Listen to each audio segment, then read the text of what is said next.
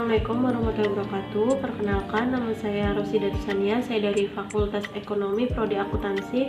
Di sini saya akan mereview jurnal mengenai pengembangan UMKM melalui digitalisasi teknologi dan integrasi akses permodalan. Di sini saya membuat video ini untuk memenuhi salah satu tugas mata kuliah kewirausahaan yang dosen pengampunya itu adalah Bapak Dadang. Yang pertama saya akan membahas mengenai latar belakang. UMKM merupakan suatu bentuk usaha kecil masyarakat yang pendiriannya berdasarkan inisiatif seseorang, sehingga dapat menurunkan tingkat pengangguran di Indonesia.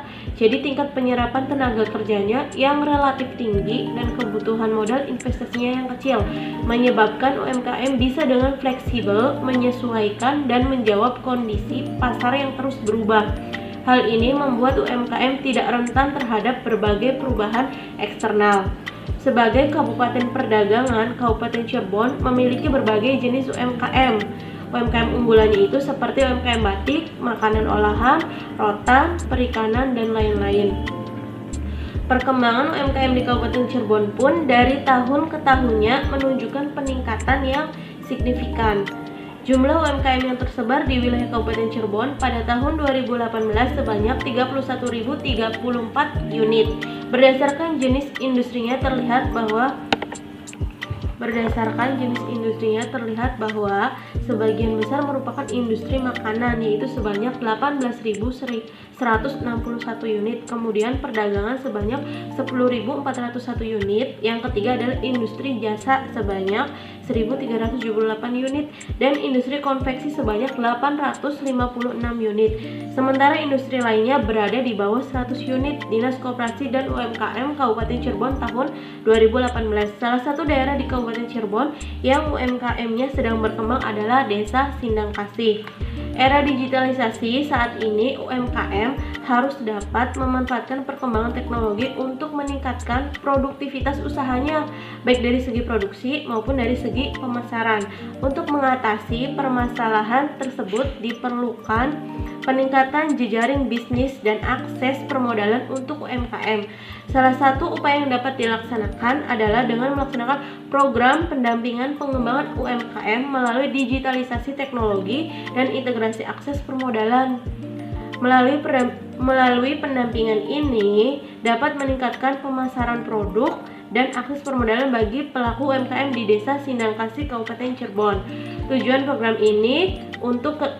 program kegiatan ini, pengabdian ini adalah meningkatkan kesadaran, teknik pemasaran produk, distribusi barang hasil produksi, pelaku serta pengetahuan akses permodalan UMKM dalam perkembangan teknologi di era revolusi industri 4.0. Selanjutnya itu ada manfaat kegiatan program pengabdian masyarakat. Yang pertama itu untuk meningkatkan pengetahuan pelaku UMKM. Yang kedua, untuk mendistribusikan dan mempromosikan hasil produksinya sesuai dengan perkembangan teknologi saat ini serta menjaring relasi yang kuat. Yang ketiga itu ada untuk akses permodalan bagi pelaku UMKM yang ada di Desa Sindangkasih, Kabupaten Cirebon.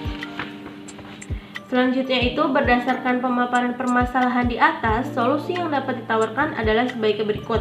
Yang pertama itu ada sosialisasi pentingnya penggunaan teknologi di era revolusi industri 4.0 dalam persaingan bisnis yang mereka jalani. Yang kedua itu ada sosialisasi teknik pemasaran produk UMKM melalui media elektronik oleh pelaku UMKM di Desa Sindangkasih. Yang ketiga, ada sosialisasi jaringan distribusi barang hasil produksi UMKM di Desa Sindangkasih.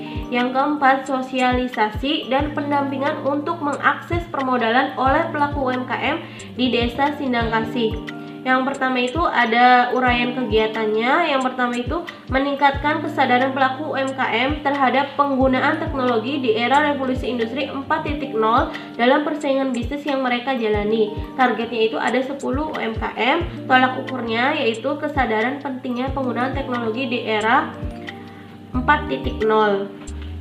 Yang kedua itu meningkatkan teknik pemasaran produk UMKM melalui media elektronik oleh pelaku UMKM di Desa Sindangkasih. Targetnya itu ada 10 UMKM tolak ukurnya itu mampu memasarkan produk secara online. Yang ketiga, meningkatkan jaringan distribusi barang hasil produksi UMKM di Desa Sindangkasih. Targetnya itu ada 10 tenan. Tolak ukurnya mampu memperluas jaringan pemasaran produk. Yang keempat, meningkatkan akses permodalan bagi UMKM di Desa Sindangkasih. Targetnya ada 10 tenan. Tolak ukurnya mampu mengakses permodalan baik dari bank maupun lembaga non-bank. Yang ketiga itu ada hasil dan pembahasan.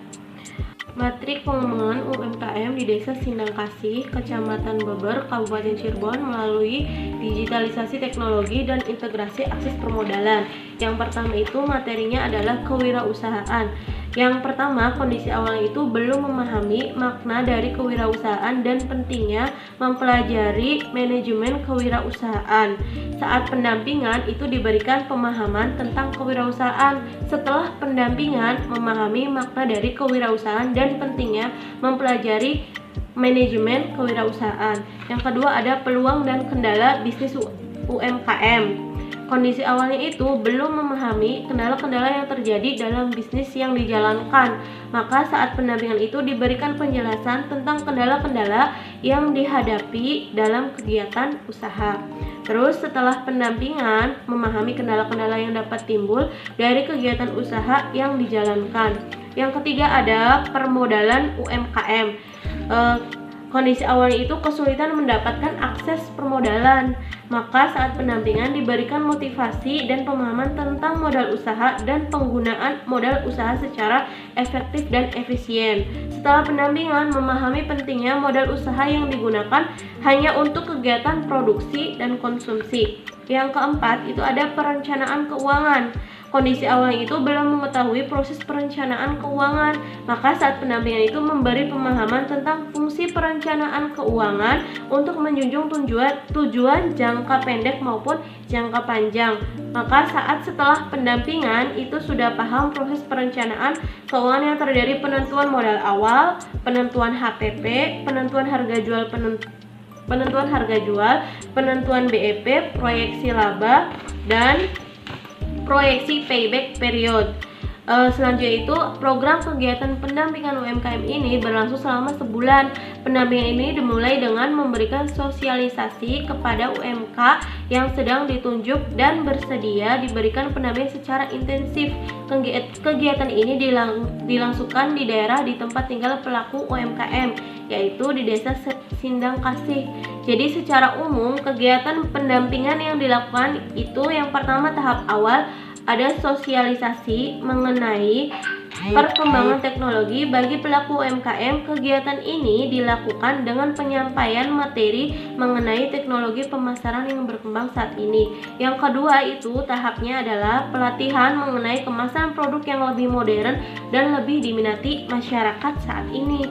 Yang ketiga ada dalam tahap terakhir ini, pelaku UMKM diberikan pelatihan mengenai perencanaan usaha, mulai dari menghitung biaya produksi, harga pokok produksi, biaya investasi, hingga laba yang diinginkan, sehingga mereka dapat membuat sebuah perencanaan bisnis yang baik. Implikasi dari kegiatan ini adalah pelaku UMKM dapat membuat laporan keuangan sederhana bagi kegiatan usahanya sehingga dapat menarik investor atau debitur untuk memberikan modal kepada pengembangan usaha yang mereka jalani saat ini. Selanjutnya itu ada kesimpulan dan saran.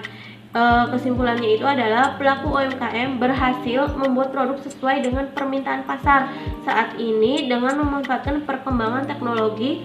Saat ini peningkatan teknik pemasaran produk UMKM melalui pemasaran online dan pemasaran offline dengan memanfaatkan perkembangan teknologi sehingga biaya pemasaran jadi lebih efektif dan efisien. Peningkatan distribusi barang hasil produk UMKM di Desa Sindangkasih. Sebelumnya produk hanya dipasarkan di daerah setempat, saat ini produk yang dihasilkan sudah dipasarkan sampai di luar daerah. Peningkatan akses permodalan oleh pelaku UMKM di Desa Sindangkasih. Jika dulu produksi yang dihasilkan masih dalam skala kecil, dengan kemudahan akses permodalan saat ini usaha yang mereka jalankan bisa lebih berkembang dengan peningkatan skala produksi yang lebih besar. Selanjutnya itu ada saran. Yang pertama itu diperlukan dukungan dari semua UMKM Kabupaten Cirebon atau lembaga terkait sehingga pengembangan kapasitas UMKM tenan dapat berjalan dengan efektif. Yang kedua, dibutuhkan program lanjutan secara kontinu sehingga mengarah pada peningkatan kapasitas UMKM tenan baik dalam bentuk peralatan maupun akses permodalan serta fasilitasi promosi melalui pameran tingkat kabupaten, provinsi maupun nasional. Yang ketiga itu ada perlu dihasilkan program pengembangan UMKM tenan melalui teknologi informasi dengan didukung oleh e-marketing berbasis web. Ya, cukup sekian yang bisa saya sampaikan, kurang dan lebihnya mohon dimaafkan. Saya tutup. Wassalamualaikum warahmatullahi wabarakatuh.